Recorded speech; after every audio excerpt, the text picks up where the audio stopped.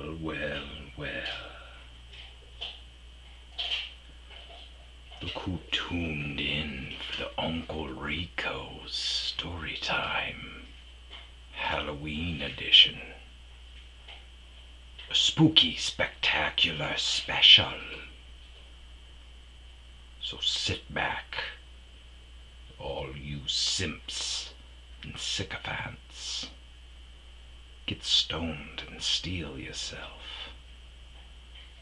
for a truly terrifying tale of terror.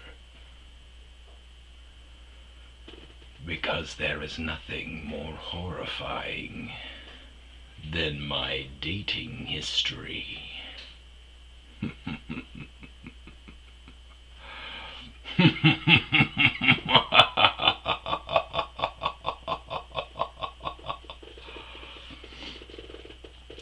This one's called Handful of Heartache, for the 5 females who left a mark on Uncle Rico's heart.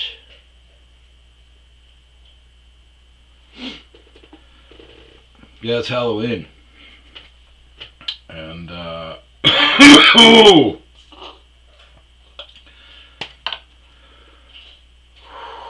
supposed to be going out as Beef Supreme from Idiocracy. I've got a shirt that says beef.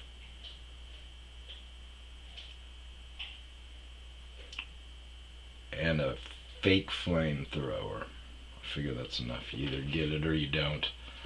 Welcome to the Halloween edition. I'm a bit faded.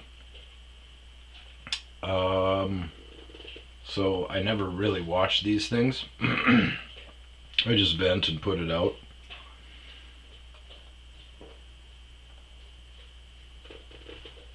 And I was going through oh yeah. I was going through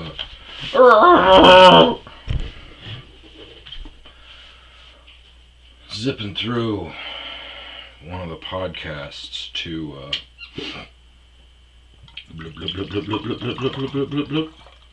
to remind myself what I talked about on that show, on that episode. And I was zipping through and I caught the tail end of the last chick that I had sexual relations with. It seems like so frickin' long ago, because that has already fizzled, and I've already had 2 really bad Tinder matches. Hello, cheekums. What's going on with our camera here? You can't see my cute little baby. Oh, cheeky cheekies. God damn it, dude, you're so fucking cute.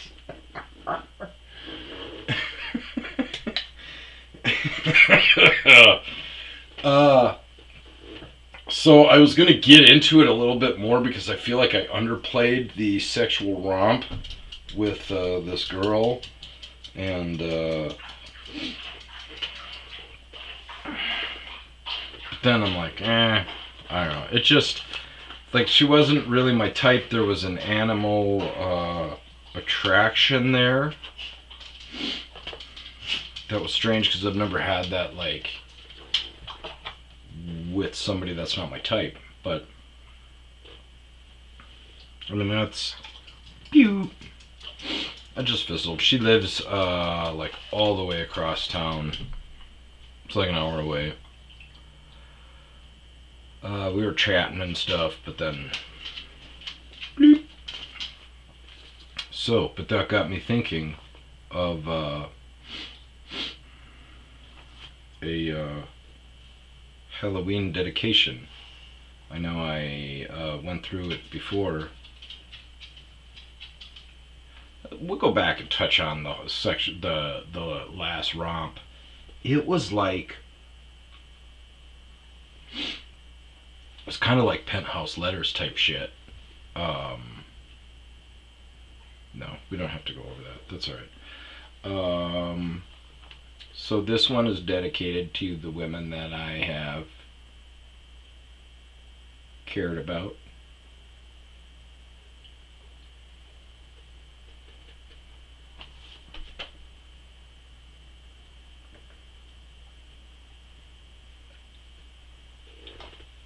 I know I've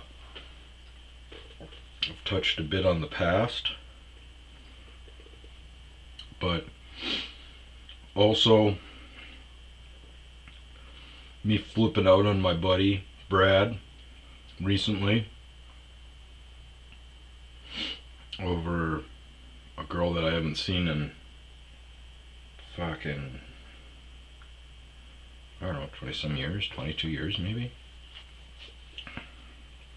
Means I still have some unresolved issues there, but I feel like those were kind of put to bed after my night of craziness.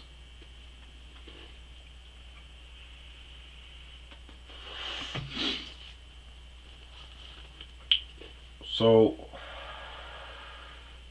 is it working? Is this not on?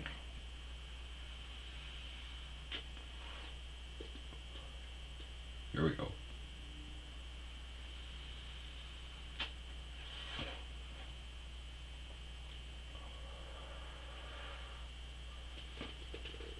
Hi, buddy.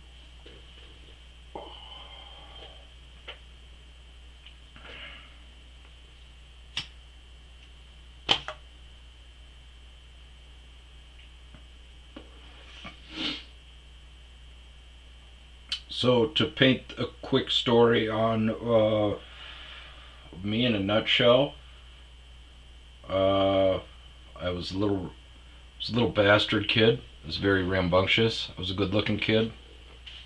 I knew it. Used it to my advantage. Lost my father when I was in high school. I think that caused me to have a pretty good commitment issue. Had a string of like I think three girls that I was the side piece and didn't know it. But let's get into it. I guess it kind of all revolves around my high school sweetheart, Carly. We were never a thing. Kind of danced around it. Me and Brad fought over her.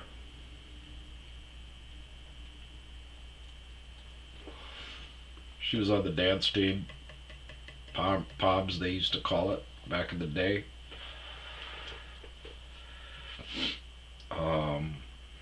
Fucking adorable. I believe she was Native American. She had a lot of Native American stuff. Was she adopted? Were her and her brother adopted? No. Stepdad, I think. Either way, she had a boyfriend when we finally got into it, and I couldn't do anything with her. Precursor. I think it was in the Navy or something like that. She broke up with her guy. We started seeing each other, and then my best friend's wife died in a horrible plane accident. I talk about that in another podcast, or I think I'm going to. I don't want to get into that too much, but it was horrific. My buddy watched his wife die in a air festival at an air show. So in 1 week we celebrated their marriage and her passing a week later. But at that point, me and Carly then started, we're talking, I can't remember, but, what happened? Oh yeah, I was talking to Brad about things, and he's like, yeah, my parents are going to take me on this cruise, so I'm excited about that. I'm like, sweet. And then I heard from Carly, and she's like, oh man, I'm going on this cruise, and you're never going to guess who's going on it with me. And I'm like, Maybe Brad is. So after I got off the phone, I sent her a letter. This was back in the days when we still had mail and shit.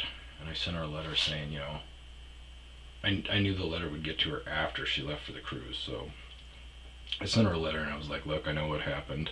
It's okay. Whatever. So, and sure enough, they fooled around on the cruise. And I guess they ended up dating after that. But it kind of set a precedent for me, I think, that added to the commitment issue. And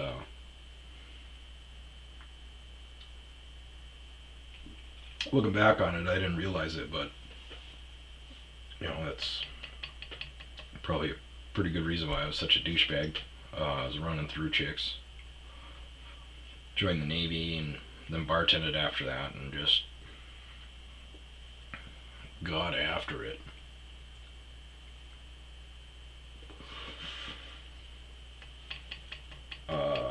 Lied about my name sometimes. I found out early on that the ignoring and being mean thing worked. So my money move was forget their name right away. But then I would pay attention to the hot ones conversations throughout the night. And then, once everybody was drunk, I would, bring up stuff like, oh yeah, fucking bare naked ladies are awesome. She's like, oh yeah, so. Plus I had a high tolerance for drinking, so usually had my wits about me come bar time. And then it was bartending, and it was just easy. Basically pick a girl or two out, and when you give last call, just say, all right, everybody, last call. It doesn't mean you two. Douchey, I know. So yeah, I had that problem. Then I went to college. Met a girl, Nikki, who was awesome and didn't realize it.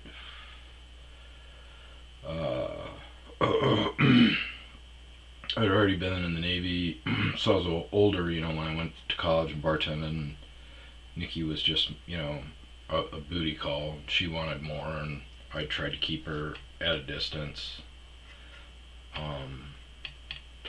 But she was a sweet girl. And did not cheat on me. So that was a bonus. We didn't really do anything too crazy, it was just booty call stuff. Candace is in there. Candy was another awesome girl that I didn't realize. I was a manager at this place, so I had kind of a stringent don't fool around with the help rule in place at that point. And looking back on it now, it turns out I've broken that rule a few times. But Candy was the first one, and she was fucking awesome too. I was staying with my sister and brother-in-law at the time. There was one day where I was staying down in their basement, and they were up on the second floor. But I didn't know that an AC vent went straight shot right to their place.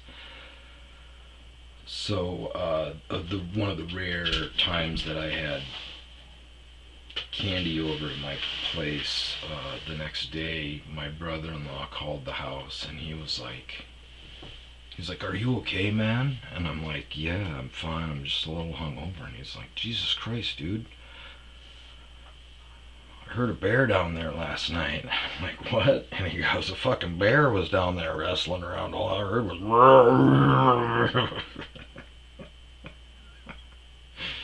So apparently they had to sit through an episode with me and Candy. But Candy was something that I did not fully embrace, and I ended up moving back to Omaha.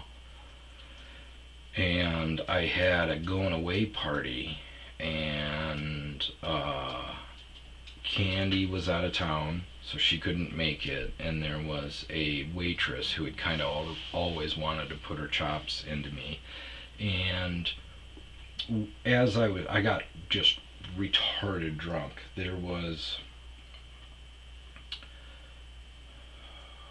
I was streaking, but that comes later. Um, in the morning, my buddy Josh gets up and takes a big swig of milk and like spit it all over the kitchen and was like, "What the fuck? Somebody put vodka in here." And I was like, "Oh my god, man.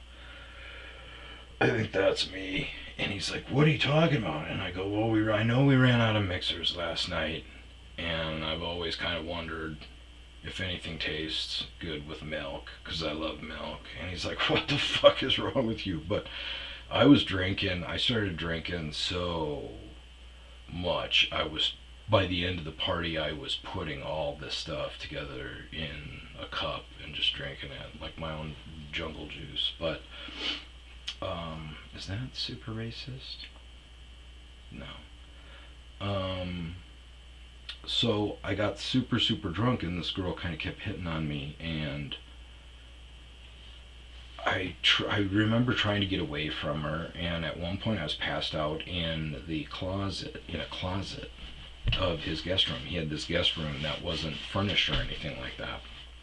And I went in there, and then I went into the closet and even closed the door and tried to pass out for a little bit. And when I woke up, like, I was super, super naked, and this waitress was on top of me, or she was starting to get on top of me. But I got out of there, and that was my whole streaking part. I ran around the party, right, and just tried to kind of be like funny guy, and then we kept drinking later on, but I was pretty much raped. I know, um, there's kind of a joke about you can't rape the willing, and that the thing was working, but yeah, I know I had told her no. So that was my first raping. That was actually my second raping. My first raping was in the Navy.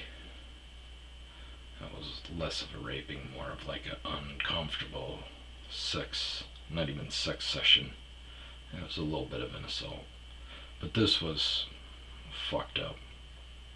And the next day, after Josh spit vodka milk all over the kitchen, I was like getting ready to leave, or maybe I left the day after that or something like that. But I was driving to Omaha, and I get a phone call from Candy right away because the waitress, because of her conscience, had to call and tell Candy right away what happened.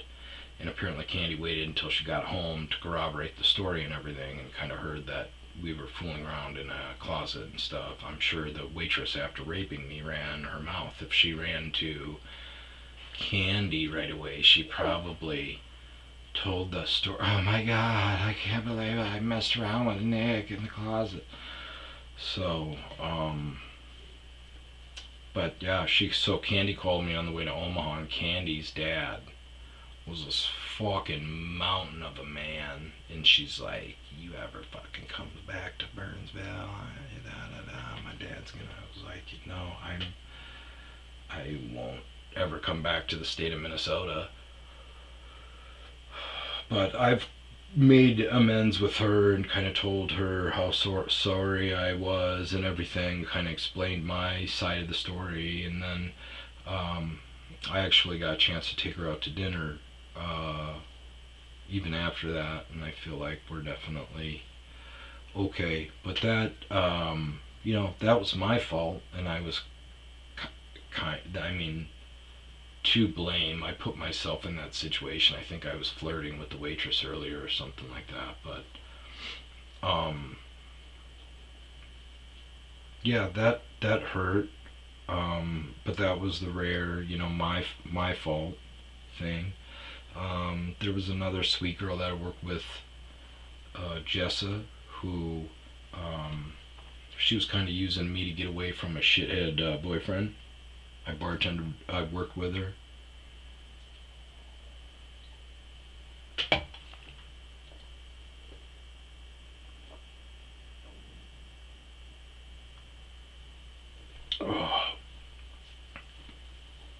She was just a partier, but she strung me along for a while just to kind of use me as a partying buddy because I was one of the few guys that could drink and last. I think she kind of felt safe with me. I think all we really did was make out, but in my world it was a sizable relationship. She had problems. She was a my God, what was it? Manic depressive hypochondriac. I don't know. It was a lot of shit. But we would go out and she would have like panic attacks, and you know, at first I would be like super like, you know, oh, da, da, da, can I get in here? And then after a while, especially, I guess, you know, if I was in one of my moods, I'd be like, kind of a prick. There was one time we were at this bar, I forget what the name of the bar was, but it was a really cool bar. It had a tree right in the middle of it. I don't know, we walk in and it's super dead, but we walk in and we're kind of thinking of our drinks. And I'm like, yeah,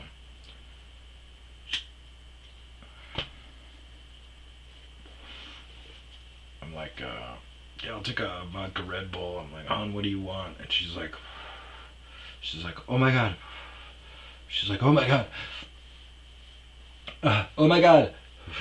Oh my God, I can't breathe. Oh my God, I can't breathe. And I'm like, what do you want, hon? Oh my God, I can't breathe. Oh my God, I can't breathe. And I'm like, she's going to need a minute, but I'll take a vodka Red Bull. And the bartender is like, dude, you're a fucking asshole. And I'm like, no, it's it's a long story. He's like, no, you're a fucking asshole. And I'm like, all right, I'm gonna go have a smoke. But he like helped her with a bag and stuff and her breathing.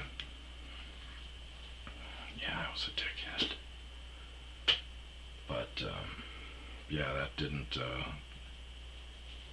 that never came to fruition.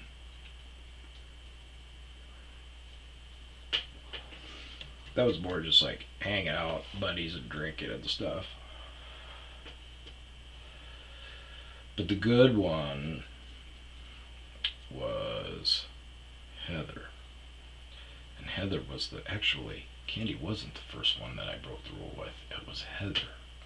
That was before Candy. Was it? Yep, I don't know. But Heather was a cute little brunette server. At this piece of shit town called Detroit Lakes. And when she was working there, she had a boyfriend. And we were messed up one night. And she's like, yeah, I really like you. I'm like, I really like you too, but, you know, one, we work together, and two, you got a boyfriend. She's like, no, we broke up. And I was like, alright, well, I'm gonna break my rule. And so we made out. She'd come over to my house and everything. We'd hang out. There was one night, man, where she was so fucking slick, dude. I should have realized then. But we had driven to get fast food, and we were drinking. And it's a small town, so cops will like hunt you, pull you over for shit if they think you're from out of town. And this cop starts following me, and she goes, oh, I know this place. She goes, pull into this driveway right here. And I'm like, all right, boom, pull in. And she's like, get out. I know him. She gets out. She's like, grab the bags. And we grab the bags, and this cop just takes off. Like, we'd gotten home. And I was like, who lives here? And she's like, nobody. And I was like, what do you mean? She's like, I don't know. And I was like, you just fucking thought of that to get away from the cops? And she's like, yeah. And I was like, that was fucking awesome. But there was one day where she started to act real fishy. Like I asked, I started to ask to kind of, go out and do stuff, and started acting real weird. But there was one morning where we hung out, or something happened, and the next day, or maybe her boyfriend had called me or something like that.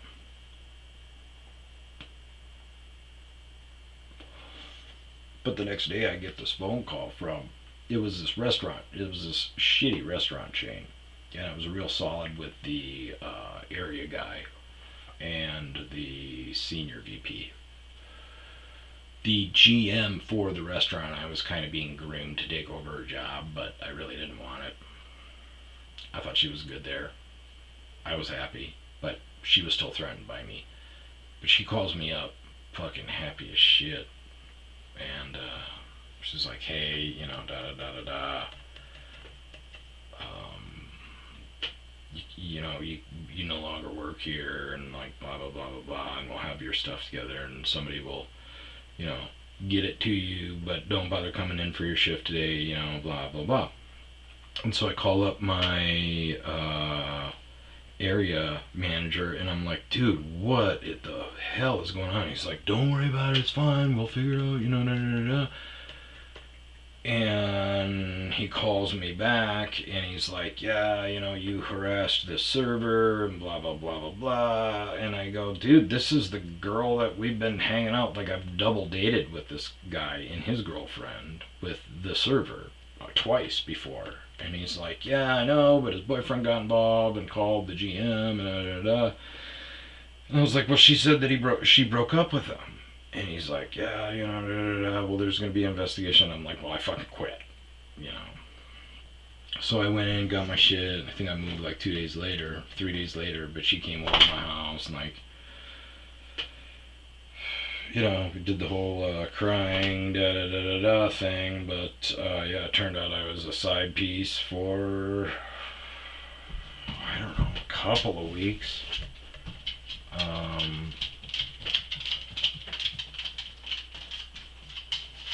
That led into other shit, candy.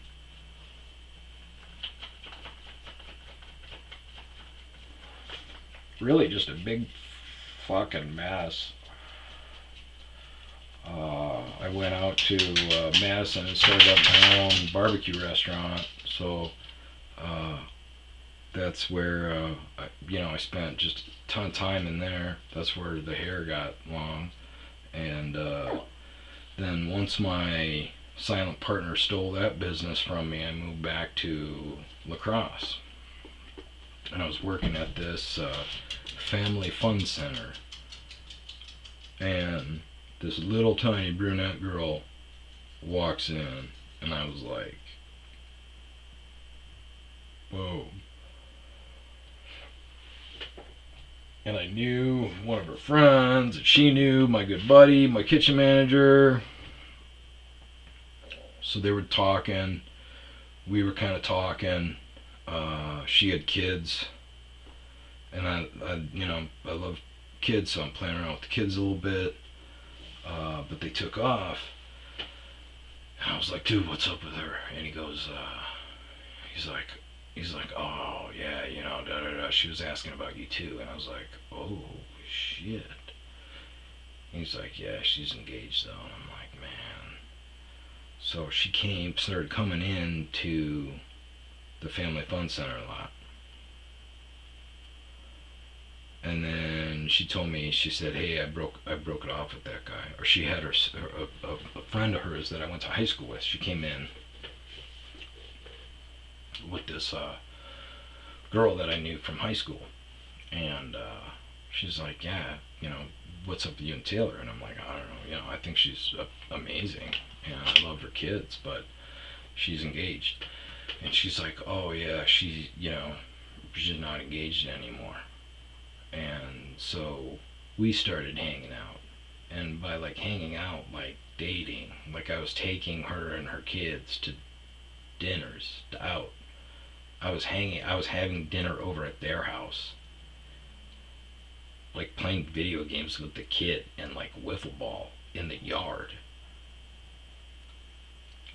And I would get some red flags every once in a while.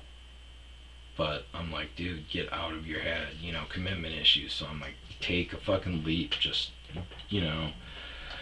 when I was going through my shit, I would break up with girls because they had stupid nicknames for their friends,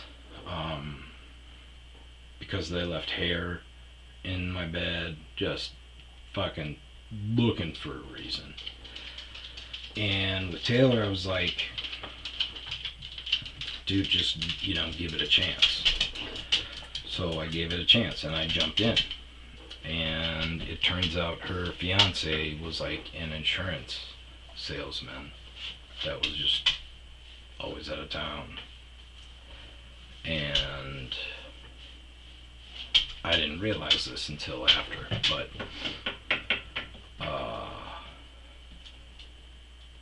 how was this timeline? I ended things, and then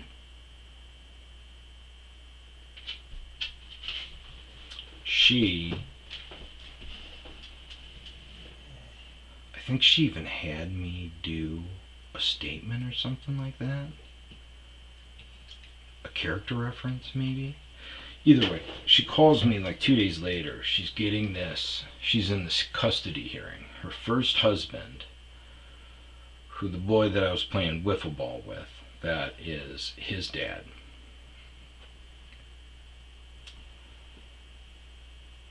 He wants full custody of the boy and is fighting her. So he and his wife join my sister and brother-in-law's church and immediately seek them out for mentorship. The husband is with the brother-in-law and the wife is with my sister. And the wife is pumping my sister for information, and then finally has her sign an affidavit about my interaction with Taylor. And the whole brunt of the custody battle is obviously, she's supposedly engaged and she's, cheating with this dude and blah blah blah. But she calls me crying that she's got this,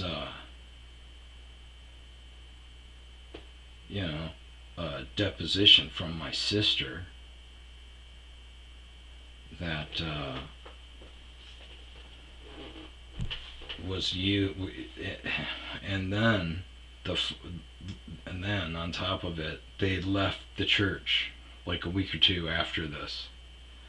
And me and my sister are still not talking. We'll talk about that once we get into religion. But she still doesn't admit what she did was wrong. She said she prayed on it. She still doesn't realize that she got used, like straight up used. So she was crying and everything. This girl Taylor called me up crying. I confronted my sister, found out that it was true. Called Taylor back. I was like, yeah, I guess it's true. I mean, she's on, da da da da da. I go, I don't know, what to tell you. Sorry, but I mean, turns out legally, you're, whatever. I didn't know she was still engaged at the time, but I was like, I'm moving away. I don't need this, and hanging out at my bar downtown, and she comes walking in her bachelorette sash, and I'm working with my good buddy Swift, and I go, yeah, I'm out of here, man. And he goes, what the fuck, Rico? And he looks up and sees super cunt walking in, and he's like, it's all good. She's like, wait, wants to talk to me. No. So, yeah, I guess she got married like immediately after that. So, I left town again, moved away from La Crosse, and met Yana. Met a very young girl, Brianna, who was too young. I started chatting with her online. Met her through a dating app. She was lying about her age. And then found out that she was 19. So I was like, nah, sorry. Nope. And then met her again. I forgot how I reconnected with her again, but it was right before her 21st birthday. And then I was like, desperate. And I'm like, well, you're kind of older. Like, drinking age is better. And I just figured, I entered into that thinking, just get back on the saddle and, have some fun, get your mojo back. But we ended up dating for a while. And the funny thing is that is my longest relationship. Yana. So Yana was super young. She was from the streets. The age thing I don't think we had an issue with. Yeah, we did. She was always doing the TikTok and snapping and shit. And a couple of times she asked me to hold the camera and take pictures of her. And I'm like, no. I'm like, why? And she goes, cause I want, followers. And I'm like, well, what kind of followers are you getting, guys or girls? And she's like, some of my friends are like, yeah, da-da-da, what's up? And I go, bullshit, you're trying to look sexy. And, like, who are you trying to impress? I'm right here. You should be trying to impress me. Like, I'm your man. But we had super bad communication issues. She was from the street. So, like, there was one day we're eating breakfast. And she's like, babe, put the roaches up. And I'm like, what? She said, put the roaches up. What are you talking about? Put the and she had an anger issue. That's ultimately why I ended things with her.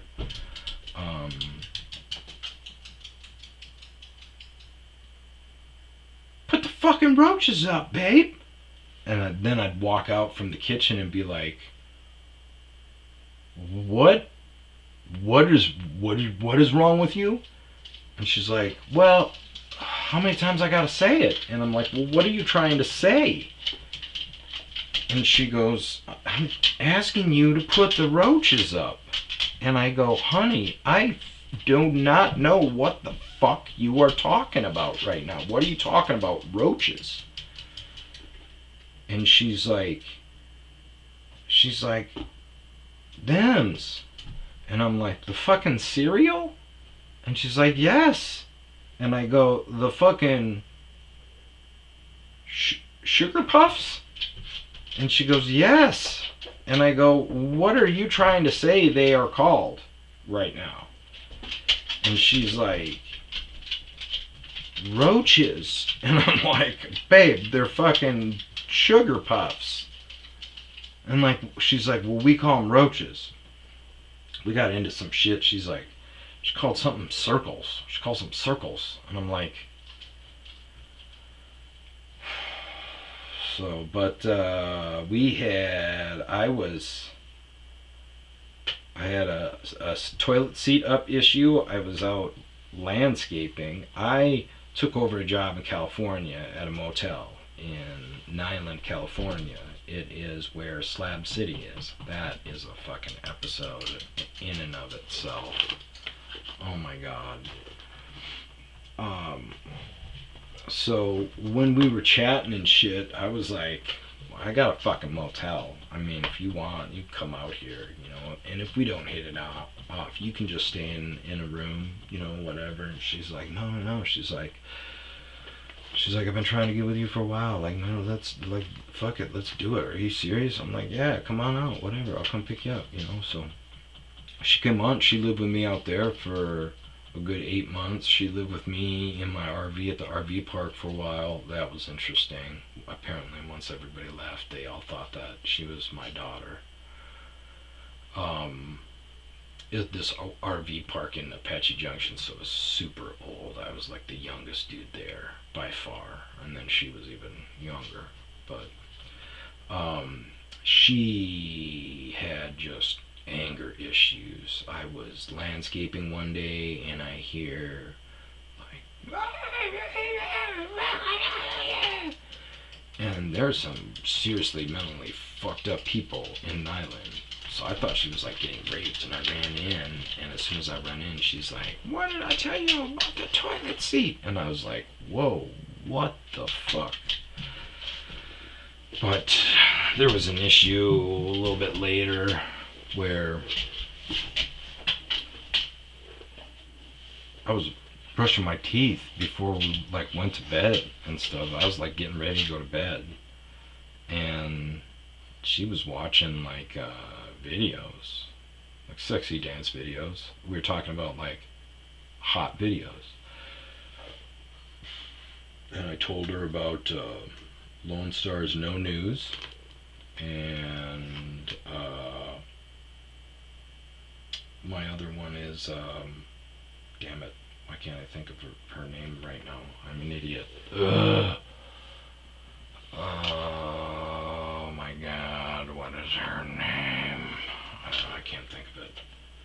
Black R&B singer, what is her name in the elevator? Toni Braxton, where she's in the white flight suit in the elevator. Holy molies! Whew. I think there were like one or two more. And so then she starts showing me twerking videos.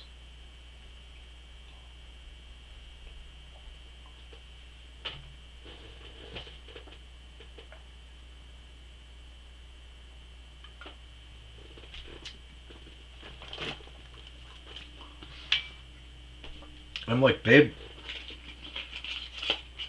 that's not, for me, that's not dancing. And she's like, what the fuck are you talking about? And I go, it's not attractive. It's like a butt seizure. I go, it was hot when J-Lo and Shakira first did it. But now it's just played out.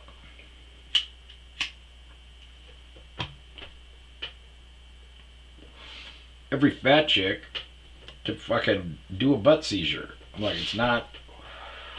I'd rather see your eyes with sexy, seductive look and fucking wiggling your body a little bit. For me, that's more sexy. And it turned into this huge fight. She threw this drone that I just bought her for her birthday. I bought her this drone. We were shopping and she went crazy over this drone. I was like, $35. I was like, get it. She's like, what? And I go, yeah, fucking get it. And she's like, oh my god. She flipped out. She said it was the best birthday. It was more than $35. I think it was like 40 or $50. But she's like, it was the best birthday present she's ever gotten. And I was like, what the fuck? So we start talking. Her boyfriends were just fucking assholes. A couple of dudes tried to like kill her, strangle her. We started talking about her past. She went through adoption. She was in the adoption system. Her mom is just a horrible, horrible person. Her dad's cool, but dad wasn't around to raise her. So she went into the adoption system and really got fucked up there. So it explains her anger problem. But after the drone thing, I was like, babe, I've been mapping it. We fight for 4 days out of the week. And that ain't good. So we broke up.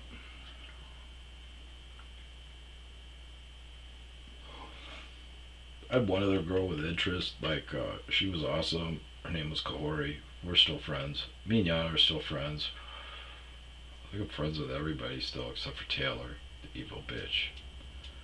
And Carly, who I haven't talked to in like 22 years. But, Kahori, she was, beautiful. She was, the daughter of, dang it, I always forget his name. Bob Lanier.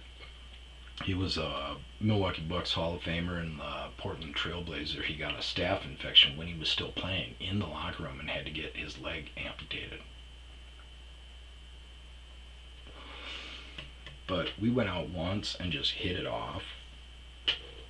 And then we went out the second time, and every time I talk to her, she's like on her phone, and it seems like she doesn't listen and doesn't care, but she does. She's listening. It's just, it seems like she's waiting to get, for her time to talk. And I feel like I do that also, and I try to keep myself from doing that. But we just went out a couple of times, and the flame kind of died. She's got an awesome dog that I've watched a couple times. I watched her dog for her dad's funeral that they had last year for the All-Star game in Vegas, I think. But she's a sweet girl. That was kind of funny because I was joking around with her when we knew that it wasn't going to work. And I was like, we could just have a baby. She's like, yeah, no, I want, da da da da da. And after we broke up, she moved to Chicago, and I think a couple months later got pregnant. Some dude in the army. Active duty. So she's going it alone, but yeah, I wish them all the best, except for T. She's gonna have a rough life, because she's fucking evil. One of the times I was working, and she called me up, she was like, hey, come over. And I'm like, babe, I just started a 3-hour shift.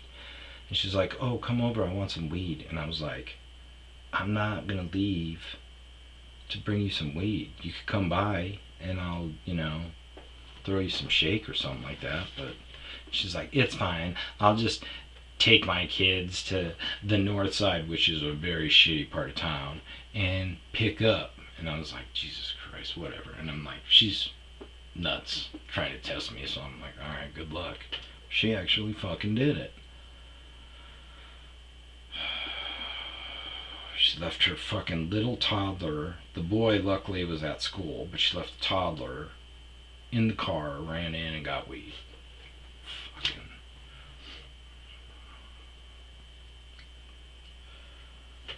But those. Oh no, baby! Oh my gosh, are you okay? Those are my ladies. And this was a Halloween special. I don't think I'm going out tonight, but I hope everyone else does.